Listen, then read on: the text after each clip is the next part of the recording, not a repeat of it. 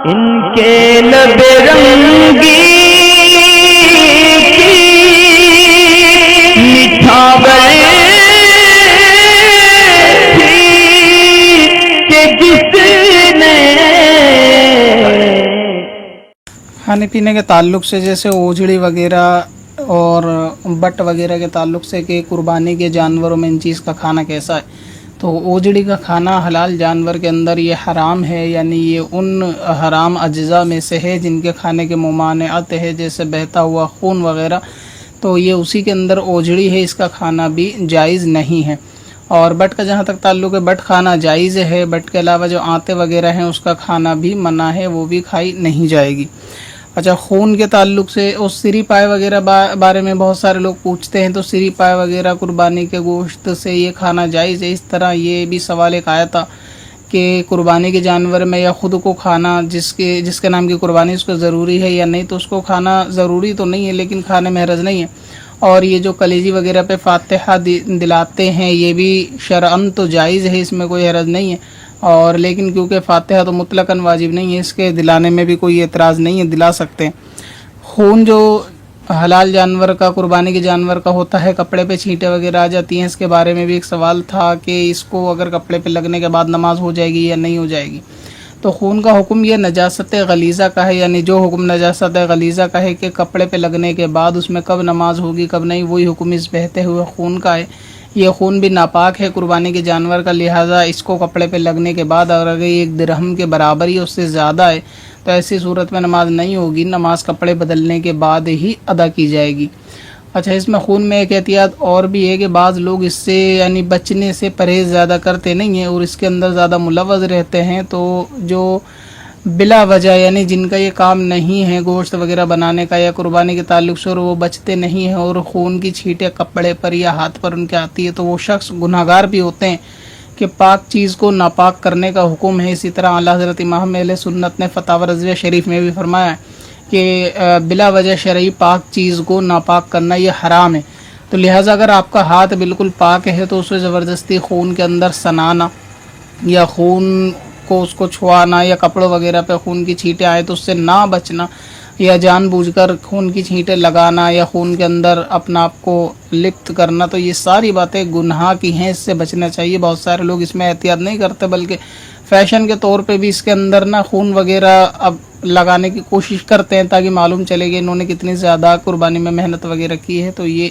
جس نے بھی ایسا کیا کہ وہ نہیں بچا اس سے، یا اس نے اپنے ہاتھوں کو خون کے اندر سنایا اور یہ نجاست غلیظہ یعنی ناپاک تھا، تو اس شخص کو توبہ کرنا ضروری ہے۔ اچھا، بال اور ناخن کاٹنے کے بارے میں کہ اگر بال ناخن جن کے وہاں قربانی ہے اگر وہ کاٹ لیں یا نہ کاٹیں یا بہت دن سے نہیں کاٹے، ناخن بڑے ہو گئے، تو بال اور ناخن جو کاٹنے کا مسئلہ ہے وہ مستحب ہے، یعنی یہ کام کرنا بہتر ہے کہ یہ ناخن اور بال نہ کاٹے جائیں قربانی کے دنوں میں، یعنی 1 تاریخ سے لے کر قربانی تک یہ بال ناخن نہ کاٹیں، یہ مستحب ہے۔ اگر کوئی ایسا کرے گا تو انشاءاللہ تعالیٰ ثواب پائے گا، تو اس کو چاہیے کہ اسی پر عمل کرے کہ ایسا نہ کرے۔ اور اگر معاملہ ایسا ہے کہ کوئی شخص پچھلے مہینے ہی ناخن وغیرہ اس نے نہیں کاٹے تھے یا اب ناخن اتنے بڑے ہیں کہ 40 دن اس سے زائد ہو رہے ہیں، تو ایسی صورت میں اس کو کاٹ لینا واجب ہے، اور جب واجب مقابلے میں آئے گا مستحب کے تو پھر واجب پہ عمل کیا جائے گا اور مستحب کو ترک کر دیا جائے گا، شرعی اصول یہی ہے۔ تو لہٰذا ایسی صورت میں آپ کو چاہیے کہ اگر کسی کے ناخن بہت زیادہ بڑے ہیں اور وہ کاٹنا چاہتا ہے تو وہ ناخنوں کو کاٹ سکتا ہے۔ اسی طرح بال بھی اگر کوئی بڑے نہیں ہیں یعنی 40 دن تک کے نہیں ہیں کہ جس کو کاٹنا واجب ہو، مگر یہ کہ اتنے بڑے ہیں کہ اس کو دیکھنے میں الجھن محسوس ہوتی ہے، تو اس صورت میں بھی اس کو کاٹا جا سکتا ہے۔ اگر وہ کاٹے گا تو گناہ نہیں ہے، مگر یہ کہ مستحب کا ترک کرنے والا ہوگا، ایسا نہیں کرنا چاہیے۔ ایک بھائی نے پوچھا تھا بڑے جانور میں حصے کے تعلق سے کہ اگر 7 لوگ نہیں ہو پاتے، 4 یا 5 یا 6 لوگ ہوتے ہیں، تو ایسی صورت میں کیا اس جانور کی قربانی ہو جائے گی یا نہیں ہو جائے گی؟ لیکن حصے کے بارے میں جو آپ کے ذہن میں شاید غلط فہمی ہے وہ یہ ہے کہ بڑے جانور کے اندر 7 لوگوں کا ہونا ضروری ہے، بلکہ ایسا نہیں ہے۔ بڑے جانور کا حکم یہ ہے کہ اس میں ہر ایک کا حصہ 7واں کم سے کم ہونا ضروری ہے، یعنی 7 حصے جو ہوں گے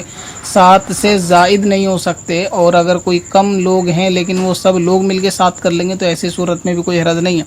7 سے کم نہیں ہو سکتے سے مراد یہ ہے کہ مثال آپ سمجھیں کہ اگر کوئی ایک جانور 7 روپے کا آتا ہے تو اس کا مطلب یہ ہوتا ہے کہ وہ 7 لوگوں میں ڈیوائیڈ ہوگا تو ہر شخص پر 1 روپے کی قیمت آئے گی۔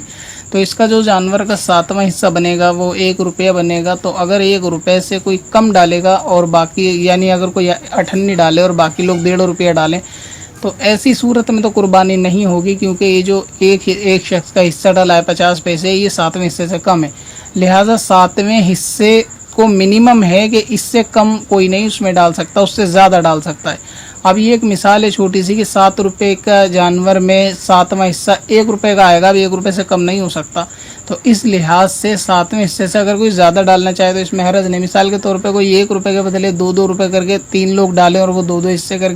کر لیں اور باقی 7واں حصہ 1 لے لے تو یہ بھی جائز ہے. اب جیسے بڑے جانور میں آپ نے کہا کہ 5 یا 6 لوگ ہو جائیں گے تو اس میں بھی کوئی حرج نہیں ہے. اگر 5-6 لوگ ہو جاتے ہیں اور ہر ایک کا حصہ 7ویں حصے سے زیادہ ہے, یعنی جتنا 7 لوگوں میں ڈیوائیڈ ہوگا ہر شخص اس سے زیادہ حصہ اگر ملا رہا ہے, یعنی کوئی مطلب کہ کوئی 2 حصے لے رہا ہے, کوئی 3 حصے لے رہا ہے, اس صورت میں اگر یہ زیادہ کر دیتے ہیں تو کوئی حرج نہیں ہے. مثلاً ایک جانور ہے, اگر کوئی شخص اس کے اندر جیسے 5 لوگوں نے حصہ لیا مگر اس میں سے ایک شخص ایسا ہے کہ وہ ڈبل حصہ لینا چاہتا ہے تو اس کی بھی گنجائش ہے.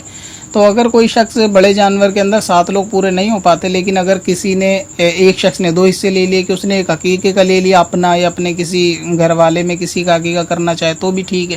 اور اگر اس نے خود 2 اپنے رکھ لیے, کسی اور کے گھر کی قربانی واجب تھی اس کا کرا ایک اپنا کرا تو اس میں بھی حرج نہیں ہے. تو لہٰذا بڑے جانور کے اندر 7 لوگوں کا ہونا ضروری نہیں ہے, بلکہ ہر ایک کا 7واں حصہ ہو, اس سے کم نہ ہو. اور اگر ایک شخص 2 حصے بھی لے, یعنی 5 لوگ ہیں اور وہ اس میں سے کوئی 2 حصے لے لے, کوئی 3 حصے لے لے, تو یہ بھی صورت کم لوگوں میں بھی وہ قربانی ہو جائے گی. آپ نے فرمایا تھا ایک سوال یہ بھی تھا کہ 6 لوگ اس کے اندر اگر جیسے جانور لاتے ہیں تو اس صورت میں کس طرح قربانی ہوگی. تو اگر دیکھیں 6 لوگ لاتے ہیں اور اس میں وہی بات ہے کہ اگر کوئی ایک ڈبل حصہ لے لے باقی ایک لے لے تو بھی درست ہے, اور اگر اس میں سے ایک شخص یعنی سب ایک حصہ لیں اور باقی بچا ہوا ایک حصہ سب مل کر اگر ایصال ثواب کے لیے سرکار مدینہ صلی اللہ علیہ وسلم کے نام کا اگر کریں گے تو اس میں یہ بھی جائز ہے. یعنی جس طرح ایک بکرا کسی ولی کے یا نبی کے ایصال ثواب کے لیے سب مل کر خریدیں گے تو اس میں بھی ایصال ثواب کے لیے وہ قربانی ہو جائے گی, ٹھیک اسی طرح ایک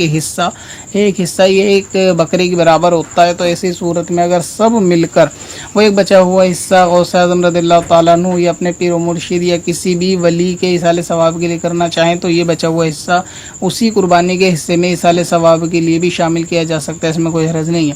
مثلاً یہ کہ 6 لوگوں نے ایک بڑا جانور خریدا, انہوں نے سب نے ایک اپنا حصہ قربانی کا لے لیا اور سب نے مل کر کہا کہ بچا ہوا 7واں حصہ حضور علیہ السلام کے نام کا ہے تو یہ جائز ہے, اور اس کا گوشت بچا ہوا سب آپس میں تقسیم کر لیں گے. اچھا, مرحوم کے نام کی قربانی کے بارے میں بھی آپ کا سوال تھا کہ اگر مرحوم کے نام کی قربانی کرائی جائے گی تو اس کے گوشت کا کیا حکم ہے. تو مرحوم کے نام کی قربانی کے گوشت کی اس میں 2 صورتیں ہوتی ہیں. اگر مرحوم کے نام آپ ایصال ثواب کرنا چاہتے ہیں, جیسے ابھی بیان ہوا کہ ایک حصہ آپ زیادہ لیں گے کسی مرحوم اپنے گھر میں کسی کے بھی نام کا اور ایصال ثواب کے لیے آپ نفلی طور سے کرنا چاہتے ہیں, تو اس میں گوشت کا وہی حکم ہے جو آپ کے گوشت کا حکم ہے کہ آپ کو اختیار ہے, آپ اس کے 3 حصے کریں, 1 کریں یا سارا بانٹ دیں, یا آپ کے اختیار ہے, اس میں کوئی حرج نہیں ہے. اور اگر مرحوم کے نام کی قربانی اس طرح ہے کہ مرحوم نے وصیت کی تھی کہ آپ کو قربانی کرنی ہے یا اس کی طرف سے کوئی لازم والی قربانی ہے, تو ایسی صورت میں آپ کو سارا گوشت وہ تقسیم کرنا ہوگا, آپ اس کو رکھ نہیں سکتے. مثلاً یہ کہ آپ کو کوئی وکیل بنا کر گیا ہے اور قربانی کرانے کے لیے ان کا انتقال ہو گیا, اب ان کی طرف سے آپ کو قربانی کرانی ہے یا انہوں نے وصیت کی تھی قربانی کرانے کی, تو ایسی صورت میں تو آپ کو سارا گوشت غریبوں میں تقسیم کرنا ہوگا. اور اس کے علاوہ اگر آپ اپنی خوشی سے کرانا چاہتے ہیں, کوئی لازم واجب آپ کے اوپر نہیں ہے, ان کو ایصال ثواب کے لیے کروانا چاہتے ہیں, تو وہ گوشت بھی آپ چاہیں غریبوں میں رکھیں یا وہ سارا گوشت بانٹ دیں, اس میں آپ کو اختیار ہے, اس میں شرعاً کوئی حرج نہیں. اور یہ بڑے جانور میں بھی مرحوم کے نام کا حصہ ڈالا جا سکتا ہے. پتھر میں حسن والے